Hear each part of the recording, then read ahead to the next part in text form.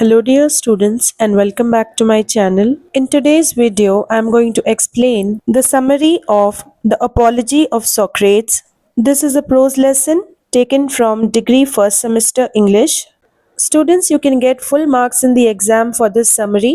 Let's begin. About the author. तो author का नाम है प्लाटो। वो एक ग्रीक फिलोसोफर थे। फिलोसोफर एक ऐसा इंसान होता है जो कि डीपली स्टडी करता है अबाउट लाइफ, ट्रुथ, नॉलेज, क्या सही है और क्या गलत है, इन सारी चीज़ों के बारे में। और वो एक स्टूडेंट भी थे सोक्रेट्स के।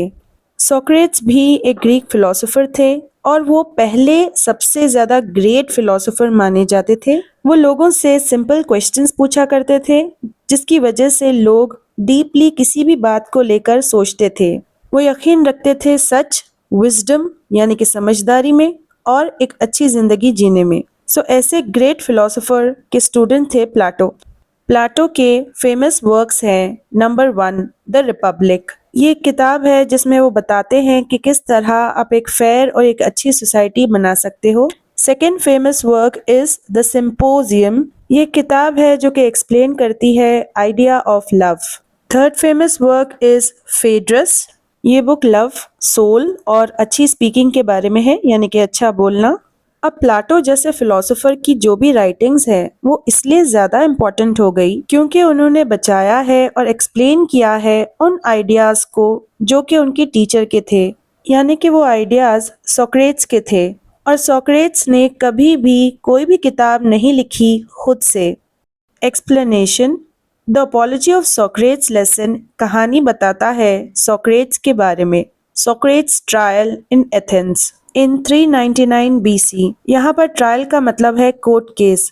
तो जब सोक्रेट्स को अक्यूज किया गया उनके एक्शंस के लिए और एक कोर्ट केस हुआ था उनके ऊपर, और ये एथेंस में हुआ था जहाँ पर सोक्रेट्स रहते थे। एथेंस ग्रीस कंट्री का एक शहर है। सोक्रेट्स के ऊपर इल्जाम लगा था कि वो करप्ट कर रहे हैं, बिगाड़ रहे हैं युद्ध को और बिल्कुल भी इज्जत नहीं कर रहे शहर के भगवानों की।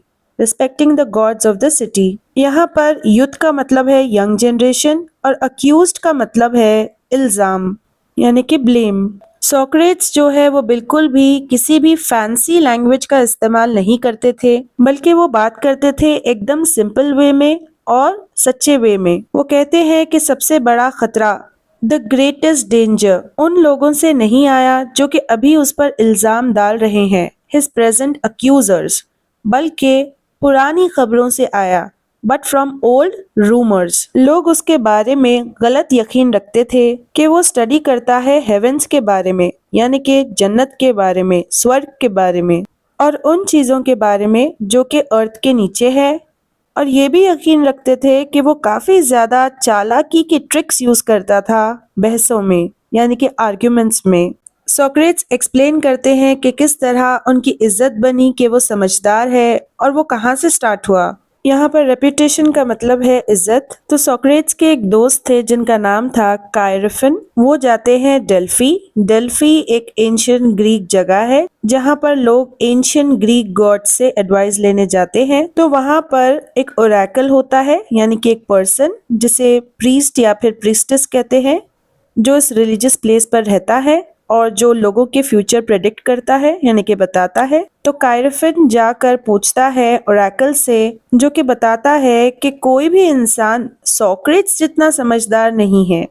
No one was wiser than Socrates. तो सोक्रेट्स जाकर क्वेश्चन करता है, सवाल करता है पॉलिटिशियन से, पोएट से और क्राफ्टमैन से, और वो लोग सोचते थे कि वो ज्यादा समझदार है भी और नहीं भी। पॉलिटिशियंस के पास कोई भी सच्ची नॉलेज नहीं थी। पोएट्स खूबसूरत वर्सेस लिखते थे, यानी कि लाइंस लिखते थे बिना उन लाइंस को समझे। और जो क्राफ्टमैन थे, यानी कि जो लोग चीजें अपने हाथों से बनाते हैं जैसे कि पॉट्स, फर्नीचर, टूल्स, वो लोग तो ये समझते हैं कि उन्हें सब कुछ पता है। They believe they knew everything. तब सोक्रेट्स को रियलाइज हुआ कि उसकी समझदारी तो बस इसी बात में है कि उसे पता है कि उसे सब कुछ नहीं पता है। और यही बात से कई सारे लोग सोक्रेट्स से गुस्सा हो गए। सोक्रेट्स ने फिर उन इल्जामों का जवाब दिया। He answered the charges. अब एथेंस शहर में मेलिटस नाम का एक इंसान था जिसने अक्यूज किया था, इल्जाम डाला था सोक्रेट्स के ऊपर कि वो गलत आइडिया सिखाता है लोगों को और बेइज्जत करता है गॉड्स को। सोक्रेट्स ने उससे सवाल किया और उसे बताए कॉन्ट्रडिक्शंस यानी कि ऑपोजिट चीजें।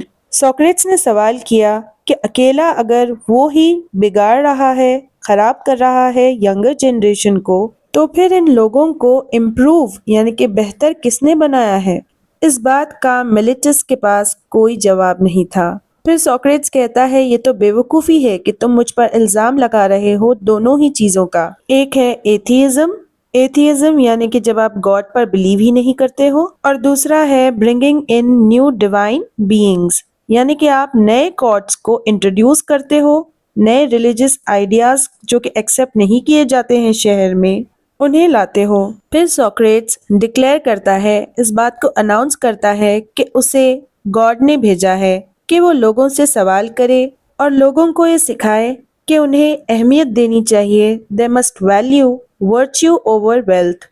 वर्च्यू ओवर वेल्थ का मतलब है कि आप चुनते हो अच्छे काम को, सही चीज करने को ज्यादा इम्पोर्टेंट समझते हो पैसों से ज्यादा। सोक्रेट्स अपने आप को कंपेयर करते हैं गट फ्लाई से, यानी कि एक ऐसा इंसान जो कि क्वेश्चंस करता है और लोगों को सोचने पर मजबूर करता है, और वो एक लेजी हॉर्स को रखते हैं। It means people who are slow और केयरलेस, उन लोगों को अवेक रखते हैं, अलर्ट, एक्टिव। सोक्रेट्स को जान से मारने की धमकियां दी गई, ही वॉज थ्रेटन्ड, लेकिन फिर भी सोक्रेट्स ने मना कर दिया कि वो फिलॉसफी को नहीं रोकेंगे। और जब कोर्ट ने डिसाइड किया कि वो गिल्टी हैं यानी कि उन्होंने कुछ गलत किया है, तब सोक्रेट्स ने काफी बहादुरी के साथ कहा कि मैं डिजर्व करता हूँ एक रिवॉर्ड, ना कि एक पनिशमेंट। और सोक्रेट्स ने काफी शांति से एक्सेप्ट कर लिया डेथ सेंटेंस यानी कि फांसी की सजा। सोक्रेट्स ने अपने लास्ट वर्ड्स में कहा कि मौत हो सकता है कि एक गहरी नींद हो या फिर एक सफर जो कि एक नई दुनिया में लेके जाता हो जहां पर वो और ग्रेट थिंकर्स से मिल सकते हैं। फिर वो कहते हैं कि कोई भी नुकसान या फिर खतरा एक अच्छे आदमी तक नहीं आ सकता क्योंकि गॉड इंसाफ का ख्याल रखते हैं। सोक्रेट्स मर गए इज्जत के साथ, विद डिग्निटी, ये कहते हुए कि वो मरने जा रहे हैं और जो जजेस हैं, जो जूरी है, वो जीने जा रहे हैं, लेकिन सिर्फ गॉड्स ही जानते हैं कि कौन बेहतर है। इस लेसन का मैसेज ये है कि हमें हमेशा सच, ईमानदारी और हिम्मत के साथ अपनी जिंदगी को बिताना चाहिए। ये लेसन हमें ये भी सिखाता है कि हमें हमेशा कोशिश करते रहना चाहिए नई चीजों को सीखने की और खुद को इम्प्रूव करते रहना चाहिए, क्योंकि अच्छाई ज्यादा इम्पोर्टेंट होती है पैसे से, फेम यानी कि पॉपुलैरिटी से और जिंदगी से भी। Students, if I was able to help you, then don't forget to hype this video and contact me on my Telegram ID if you need notes. And don't forget to check the playlist which is given in the comment section and hit the bell icon to get notified for my next upcoming video.